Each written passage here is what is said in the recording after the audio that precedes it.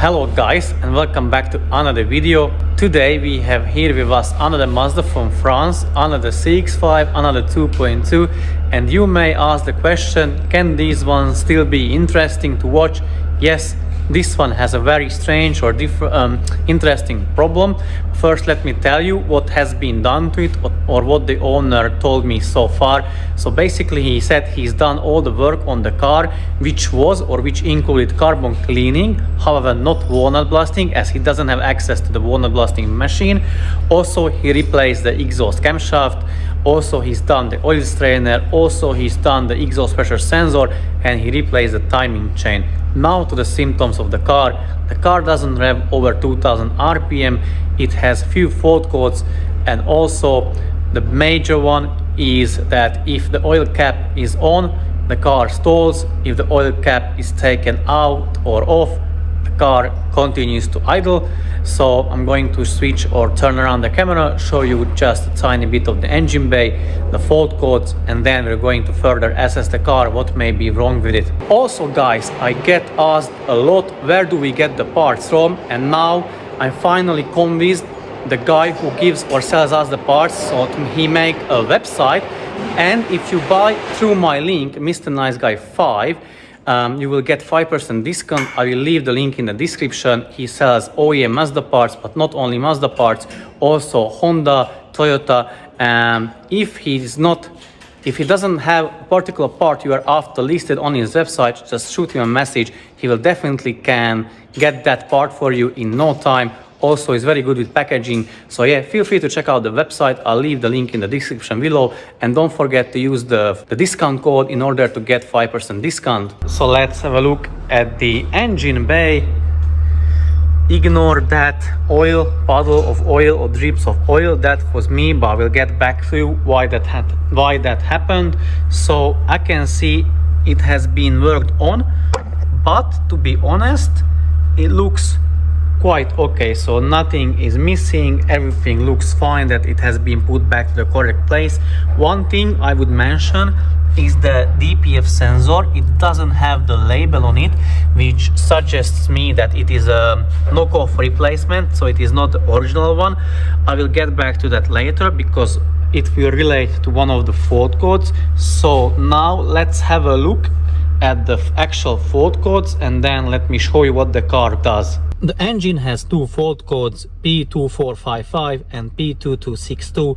The first one is related to that DPF sensor which I talked about earlier.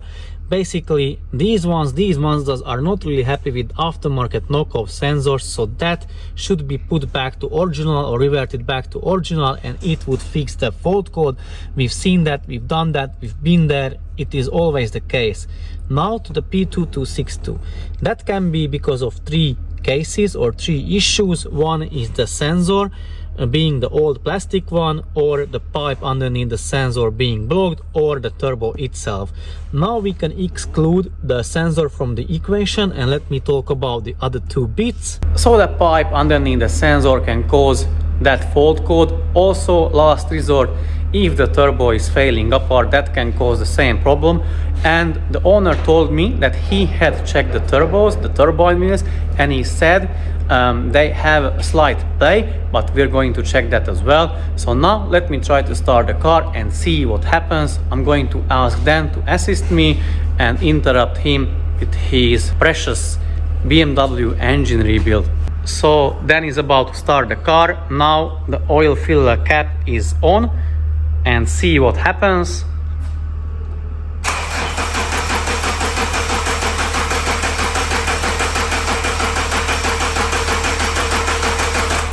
No start and just smoking.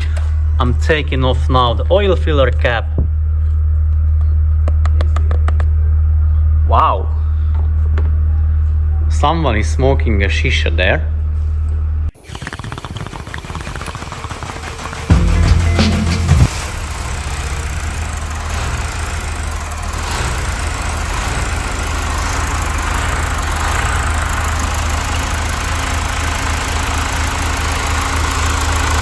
Well guys, I'm quite certain that you cannot smell it or feel it, but it smells like exhaust gases. But you could definitely see the amount of smoke coming out from underneath the valve cover. So what that is, exhaust gases.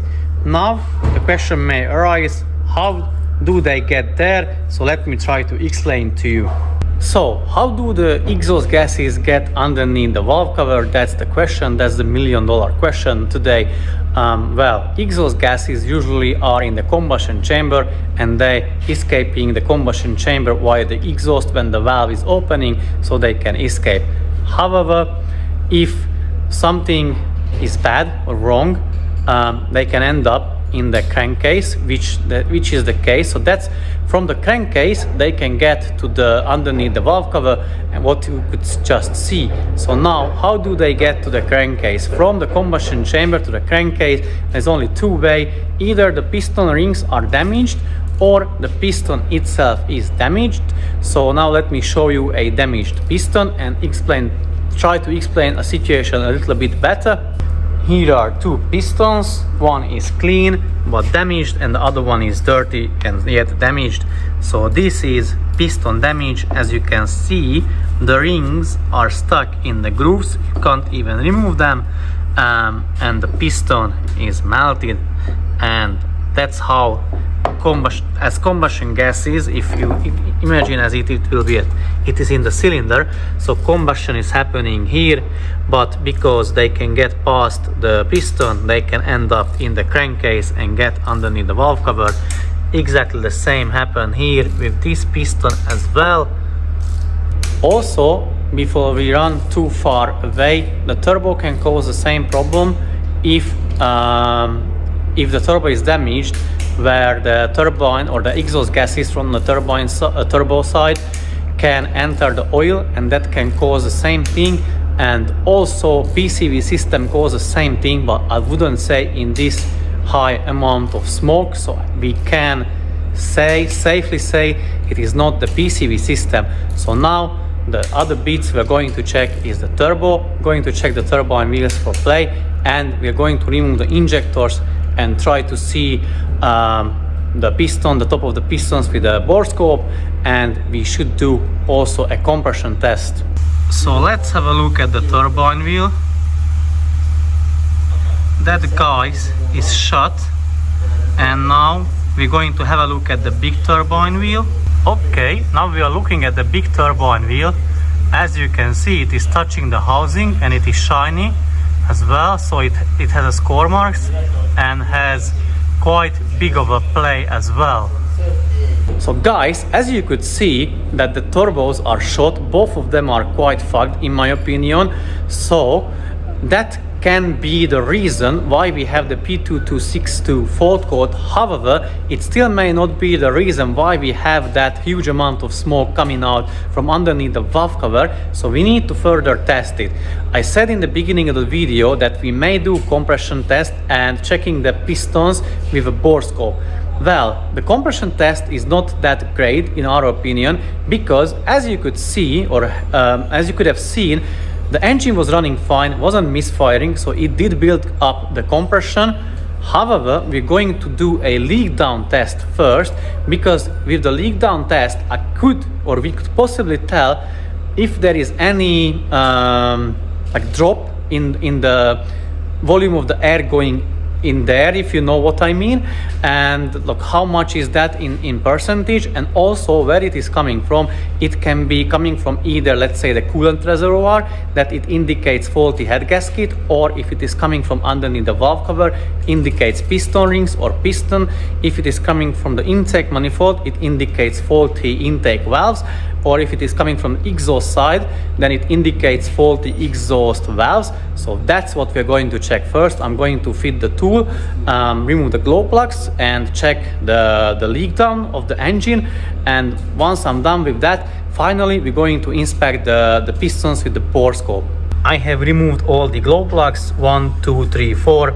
As you can see, number 4 is oily, the rest are dry. What can that mean is basically either because this is the closest one on the intake manifold to the turbo, so it can get the most oil. So either it is oily because of that, or because the damaged piston ring or the piston, and from the crankcase the oil gets to the combustion chamber and then gets further burned but we will find that out once I connect the leak down tester. So now what I have done, I've just undone the crank bolt with the gun, Milwaukee gun, and then marked the Woodruff key is on the crankshaft.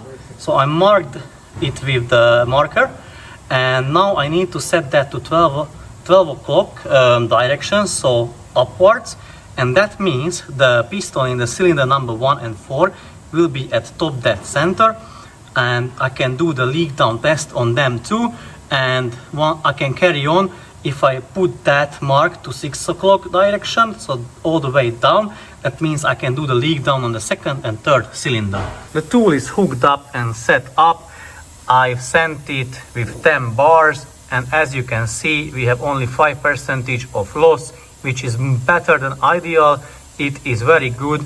So the leak down on the cylinder number 4 is actually very good. I'm going to check the rest of the cylinders, and if I notice anything like weird or strange, obviously you will guys see it too. So we've checked the leak down, and all cylinders had it within 5%, which is more than perfect. So now we are going to check the cylinders. We're going to remove the injectors, and then with the bore scope checking the pistons, how they look like, if we can spot anything strange or weird down there. We are having a look at piston number 1. We're checking for any gap around on the piston or between the piston and the cylinder wall. I can't really see any. So we're going to go and further check the rest of the pistons. We have checked all the pistons, and as you could see from the one which we showed on camera, all of the rest look the same. They were a little bit oily, but because oil drained into the cylinder, so it's not a big deal, no biggie. Don't need to be worried about that. We've checked. The top of the piston looked fine, so we think at this point that the turbo is at fault. However, we could only see the turbo, the one side of the turbo, which is the intake side. To further inspect it, we would need to remove the turbo and take it apart and see the exhaust side. Maybe it is leaking oil, and also maybe the shaft is broken, so that can cause the issue. So this was stage 1, like this was the diagnostics, what we could do in the realm of diagnostics without any disassembling of the engine. The next step would be the turbo. So I'm going to let the customer know what we found out, and if he goes ahead, we're going to make a second part of this one, because this is very interesting in my opinion. So yeah, stay tuned for the second part of it if he goes ahead. Until then, take care and see you soon in the very next video. Bye.